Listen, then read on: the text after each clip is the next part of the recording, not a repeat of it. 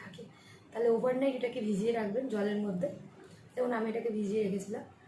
এবার একটা পাথরের এরকম সব বাড়িতেই মোটামুটি পুজোর জায়গায় থাকে, অনেক সময় চন্দন ফন্দন আমরা ঘষি না, তো সেই জন্য।